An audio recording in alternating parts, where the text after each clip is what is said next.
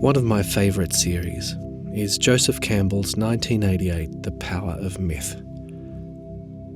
It's full of these wonderful tales taken from our history of myths, theologies and legend, and shines a light on how we as a species use the art of storytelling to gain insight into both ourselves and our worlds.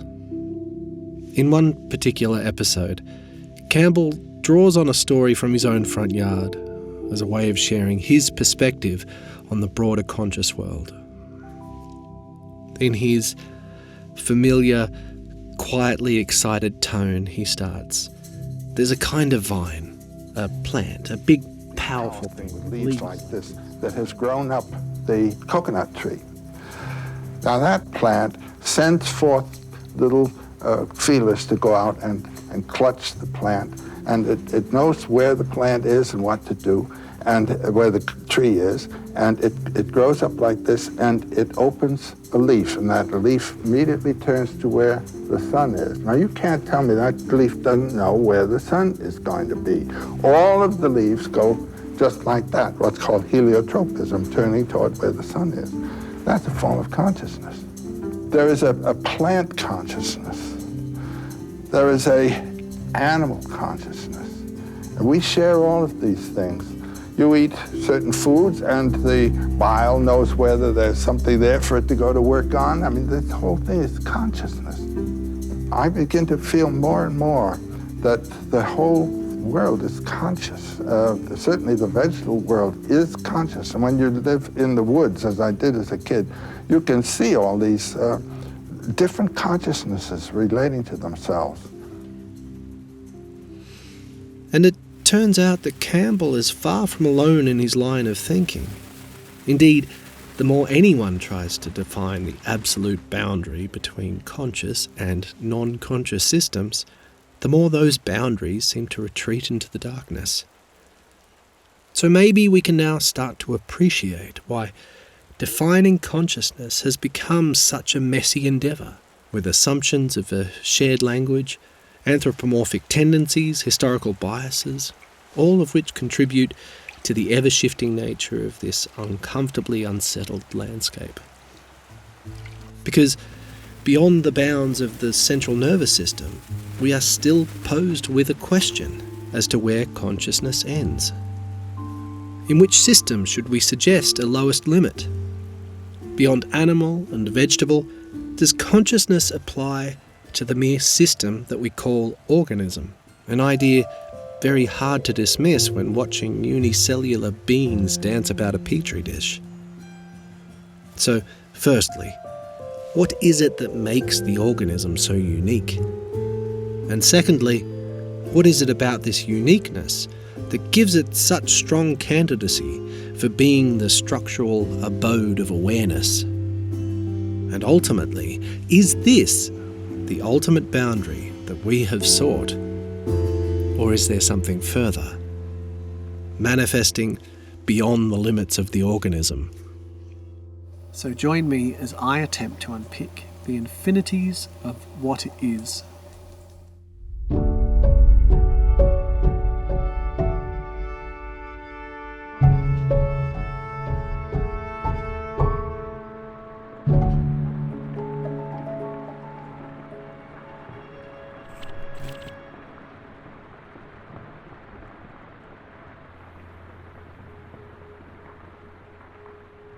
The fundamental quality that all organisms share is that they are alive, a factor by which they, as a system, command a unique ability to react, change, and reproduce.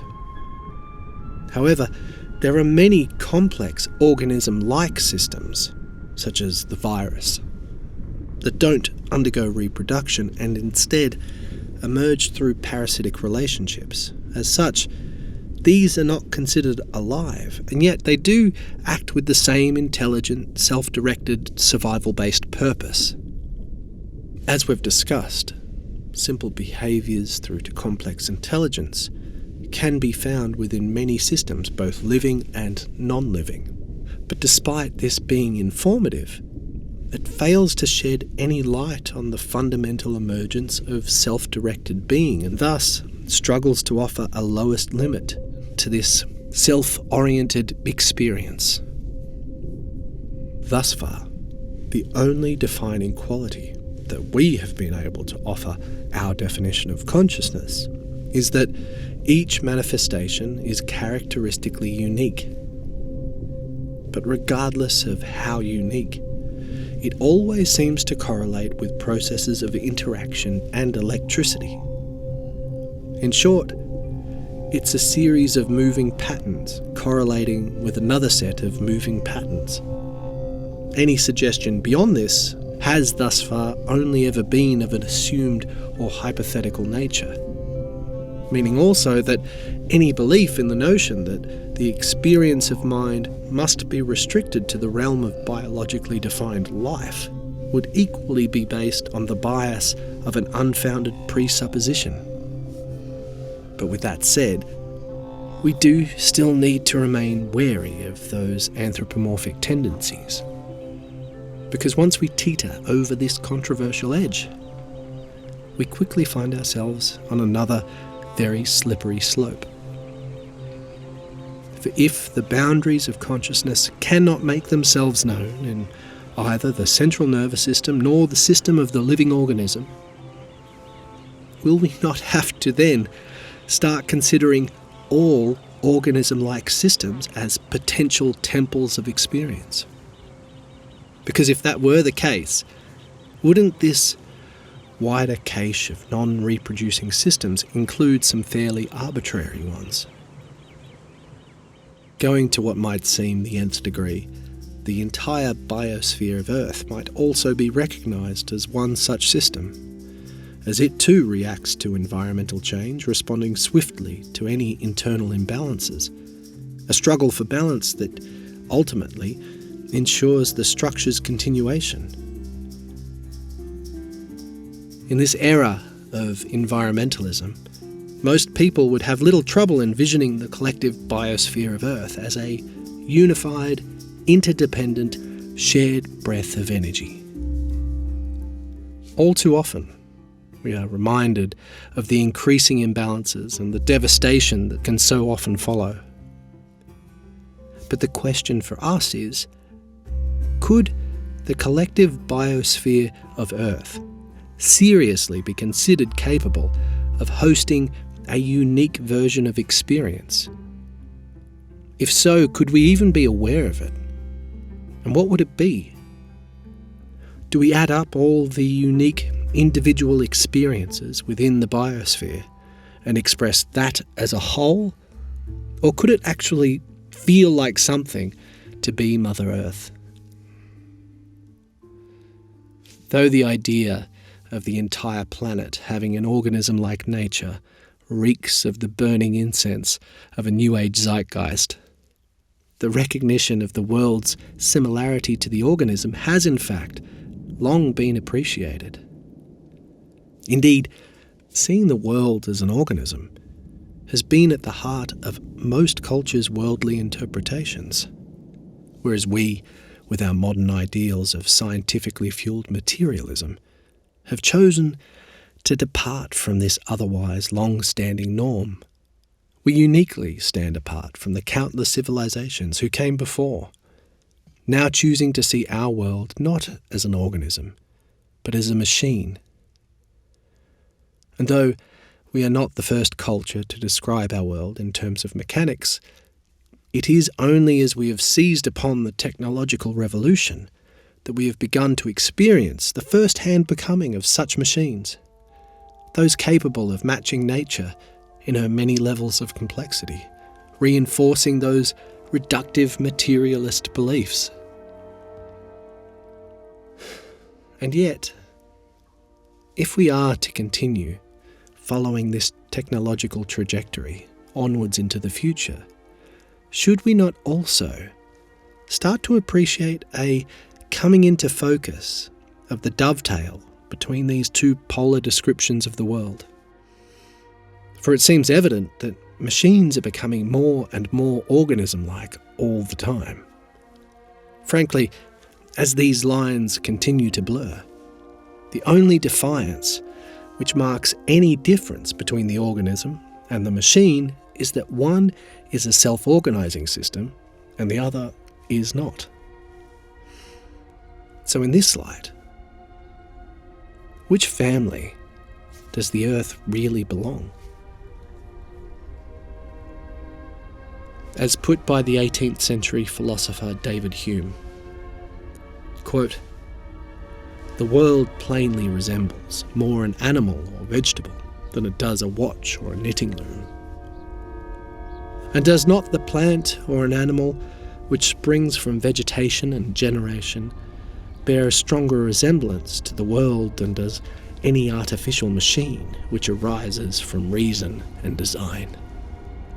End quote. It is fair to say that although our culture encourages a more materialistic interpretation of our world, the concept of the planetary organism does hold a rather strong place within our academic fields. Although it was considered controversial when first suggested in 1965, in more recent times the organism Earth hypothesis has been given a status upgrade, elevating from a hypothesis to a theory. The reason for this distinct change of heart is that science has only recently come to understand the complex, interrelated nature of the natural world. And it has been the unfolding of this new understanding that has forced us to reconsider such ideas, going so far as to repackage them for the more self-conscious 21st century scientist, under the less ambiguous, though somewhat drier, title of Earth System Sciences. But for those in the know, the theory of which we now speak is traditionally known as Gaia. Named by scientist, environmentalist and futurist James Lovelock, the Gaia principle posits that the Earth's biosphere functions as a single, self-regulating superorganism, a theory that has so far been responsible for no less than 10 successful scientific predictions, including climate change. What Lovelock realised was that there was a self-regulating balance between Earth's organisms and its global temperatures. Even systems such as cloud formations, which reflect much of the sun's energy into space, are themselves produced by droplets of water that form around particles lifted into the air by a gas that's emitted from the vast expanses of algae organisms covering the ocean. This, coupled with the general absorption of carbon dioxide by the planet's plants and animals, and we see that much of what shapes global temperatures is driven by life itself. And it's due to these various checks and balances that Gaia, like any living organism left to their own devices, can regulate an internal balance between its inner life forms and overall temperatures, ensuring the maintenance of an environment which best suits the survival of the superorganism as a whole. But have we backed ourselves into a corner? Is the idea of the conscious wielding organism just a dead end? If the conscious animal is now being said to share its family definition with not only the plant and simple cellular organisms, but now also the entire biosphere of the planet, what's the likelihood that the members of this extended family could be capable of hosting even the most foreign expression of consciousness? Because if we do allow ourselves to continue with this line of reasoning, what we very quickly find is that we're forced to include many non-living systems, including the electrons, atoms, molecules, stars, galaxies, even populations, and the very universe itself, as each are self-organising, self-regulating systems, born out of the exact same set of physical laws as you, I, or any other living thing. What's more, Each is always a part of a broader set of larger, self-organising, self-regulating systems that unitedly form the inner workings of the next. A universal babushka doll of organism-like systems. So, how in tune are these with the elusive, conscious-wielding organism?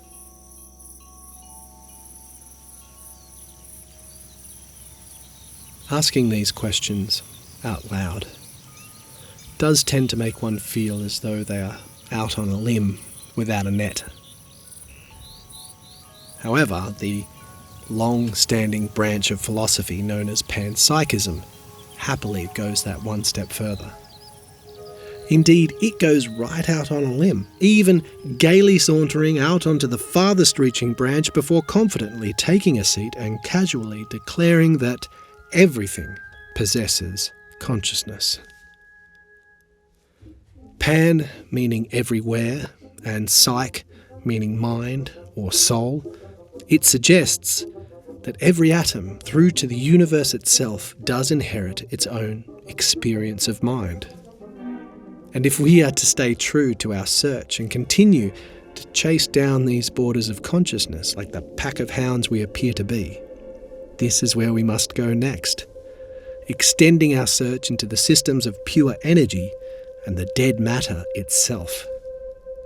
Because, as wacky as it may sound, there are a significant number of academic philosophers who today talk of panpsychism and other mind-centered theories of reality as those which are most plausible, which, as already stated, is a trend coinciding with the emergence of AI and hypotheses surrounding the technological singularity, thought to be the awakening of the machines. But though this spike in trend is only recent, it is by no means a new philosophy.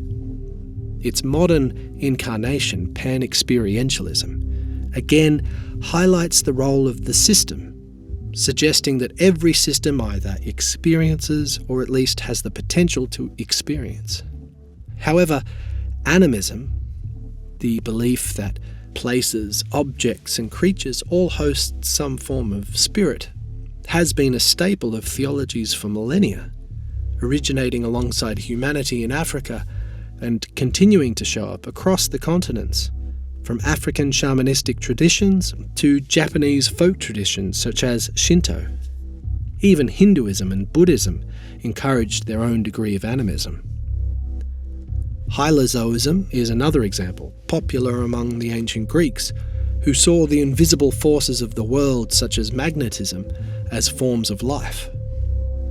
Indeed, most religions do, in some way, claim that the mind of God is inherent in all things. Panentheism suggests that God permeates all existence, whereas pantheism is subtly different, claiming that everything is God. The cosmos and all within are merely the temporal manifestations of an eternal oneness that is the mind and actions of God, with each school attributing the mystical mind to the material in their own way. So though this idea may seem archaic, brash, vague, or even silly to many, the reason why these metaphysical views have been able to evoke such a committed resurgence is simply because the materialists' view, that all things are fundamentally physical, given all its might, fails to explain consciousness in any meaningful way. Now, at this point, I should briefly mention the school of thought known as Idealism. Often seen as a counter to mainstream materialism, Idealism claims that all is mind, that matter doesn't really exist, and that the only things to exist are manifestations of the mind at large, a cosmic mind that is itself the ontological primitive of all reality. But we should recognise that idealism is distinctly different from the theories just mentioned. as they all attempt to unravel the same problem that we have currently imposed upon ourselves, namely, what systems possess fundamental experience. Whereas this problem stands equally for the idealist as it does for the materialist. So let me explain why. Since both schools' core characteristic are the nature of their ontological primitives, i.e. mind or matter, neither has any unique say over this particular problem. And it is, in fact, because of this that they often share a common ground when attempting to answer it. So, whereas a materialist might claim that the complex nervous system is the aforementioned requirement, an idealist can claim likewise that it is this same point of complexity at which a self, or alter, will disassociate from the cosmic mind at large. Equally, both might subscribe to the panpsychist's view that simple systems of mind add up to those which are more complex.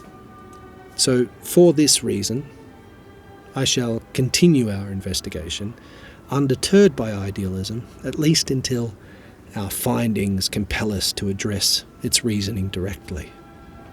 All I will say for now is that, whilst idealism may avoid the hard problem by avoiding duality, it does nonetheless fail to explain why the mind at large should present itself as a spatio-temporal domain of physical laws.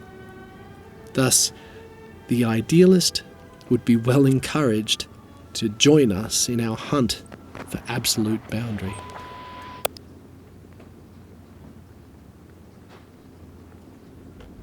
Ever since Aristotle, and even more so since Galileo, the scientific method has attempted to explain the world in terms of causal relations.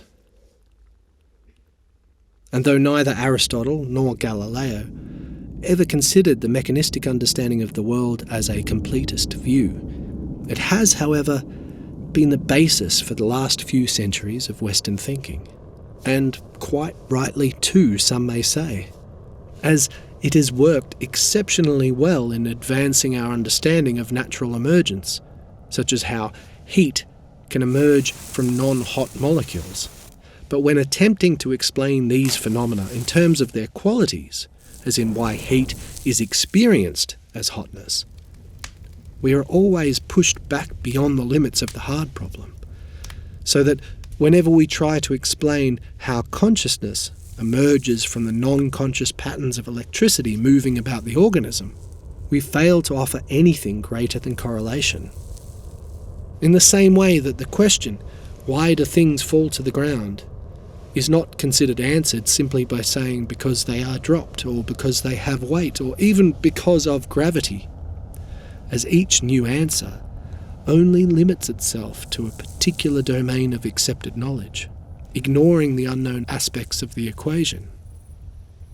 And it's because of such problems that Panpsychism offers its unique solution, suggesting that experience itself is as fundamental as elementary physics, so that elementary systems, such as subatomic particles or atoms, could have access to fundamental perception that changes in behaviour when combined with the perceptions of other systems, collectively adding up to the emergence of consciousness in animals. According to this worldview, the reason why we experience at all is because consciousness is an inherited trait, passed down from our earliest single-celled ancestors. Thus it is, in fact, a Darwinistic way of looking at the nature of consciousness, which is why it's more often described in its relationship to the organism.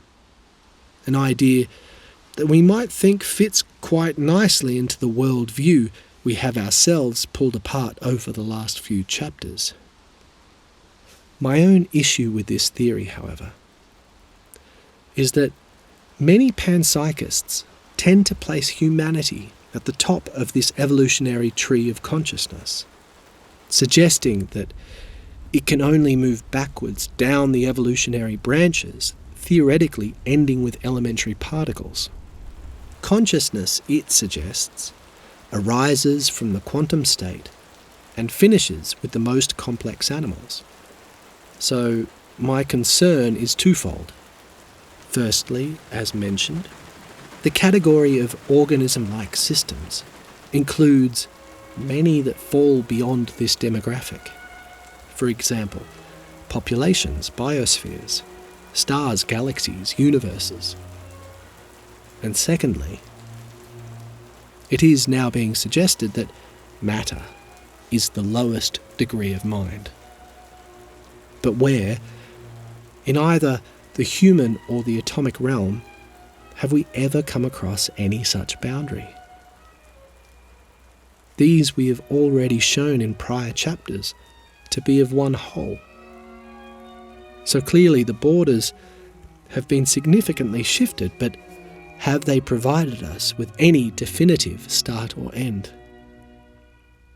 Further, this argument is infused with the empiricist's preference for hierarchy, focusing on the complexity of experience rather than its mere existence, an approach fraught with the danger of oversimplification, as we've also discussed. But there are a few vocal panpsychists who do take the argument that one step further, suggesting that this property of mind should ultimately extend into the broader systems of biospheres, suns and universes. Author and biologist Rupert Sheldrake has been one such advocate, going so far as to hypothesize that the sun's electromagnetic field might serve as its sense organ, claiming that we may be able to recognize the sun's capacity for experience by appreciating the similarities it shares with the organism. In suggesting this, Sheldrake, like Gagliano, further draws our attention to the patterns of electromagnetic force, which seem to be present in all natural organism-like systems. A presence that appears constant, regardless of scope or scale. And though Sheldrake is a controversial character, it does seem right to draw our attention to pattern, as the repetition of pattern is another enduring characteristic of the self-organised system. From the crystal to the cosmos, repeating patterns are constantly present, the most famous being the mathematical signatures of the Fibonacci sequence and the golden ratio, seen present in natural structures from sunflowers to galaxies. And thanks to the universal language of fractals, even the cosmic web can look line for line like a mapping of neurons. The cosmic web is our most up-to-date bird's eye view of the observable universe, showcasing an endless sea of galaxies, draped across unimaginable expanses, tied together through wispy tendrils of matter called plasma threads. These fractals, which appear in the nervous system, the forest fungi network, and practically every self-organised system, are so in tune with the cosmic web that we can actually use the organism to uncover its secrets. In studying the nature of our good old friend the slime mould, it became clear that the algorithm from which its intelligence arose was yet another example of this recurring universal pattern, and as such, it could be used to reveal the pathways taken by the plasma threads as they spread out across the universe. So where has this search taken us?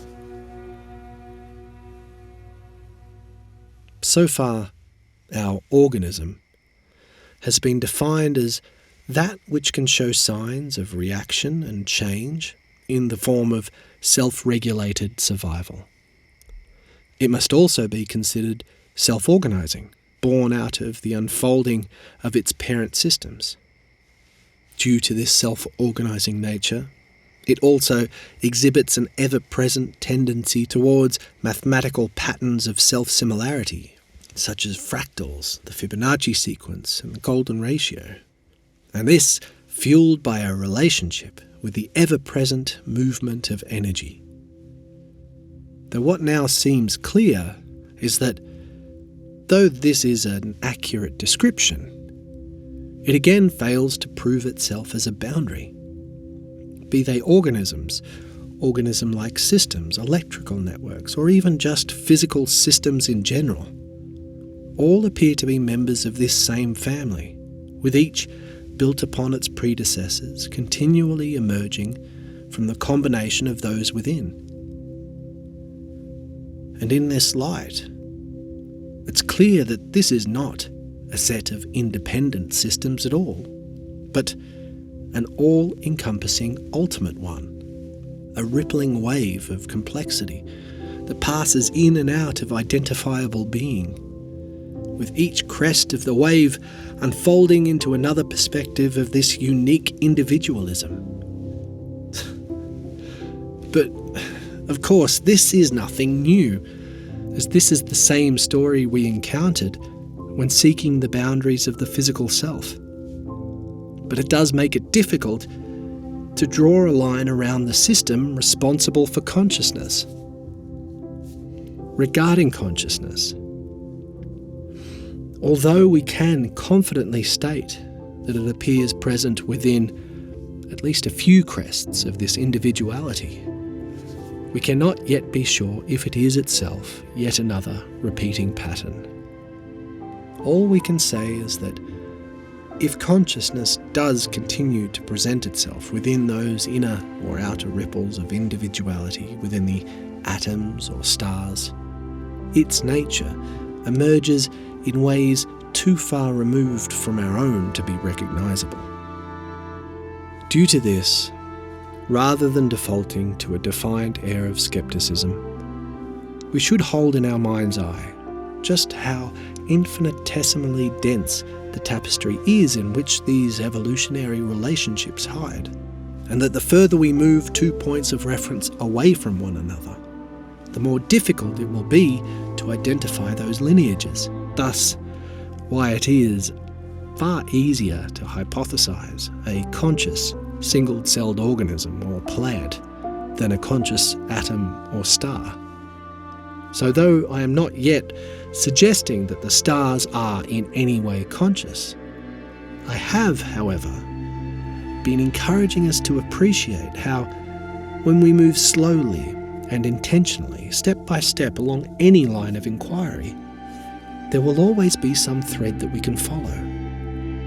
A thread that, in this case, ties together the many organism-like systems in ways that are so sublimely subtle that we as a species are left mostly ignorant, to the extent that we fail to even recognise that consciousness is itself a self-organising system, one that is versatile, beyond our reasoning, and so may yet prove to play a far greater role in the evolution of the universe than what we currently give it credit for. Indeed, it may one day be considered as common as starlight. But of course, we can draw parallels, discuss correlations, and assume scenarios as much as we wish, for the little good it will do, because it will not be until one such foreign system turns around and answers us in our own tongue that we as a species will begin to take this idea seriously. Perhaps the awakening of the machines will be that realization moment, when we discover that awareness is a deeply flowing stream, present all around us. But have we finally lost the trail?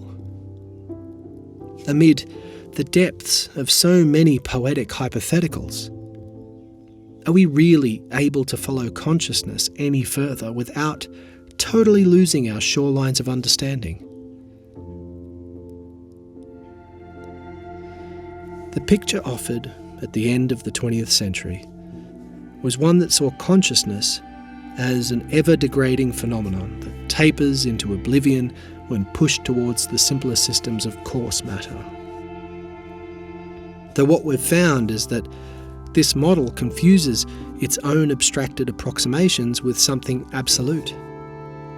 For when we go in search of those absolute boundaries, all we find is a vast, endless sea of variety, united by hidden threads of commonality, a unified family, divided only by the infinite palette of unique perspectives, unique and yet born of a sole origin.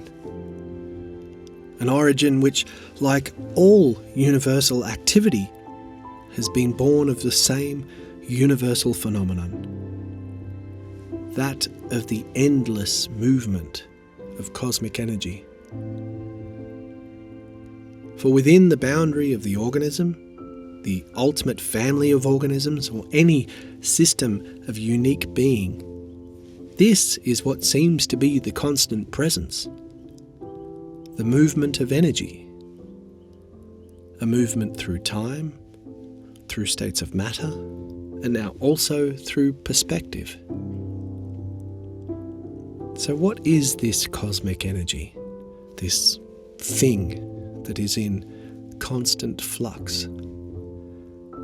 And what is its relationship to consciousness?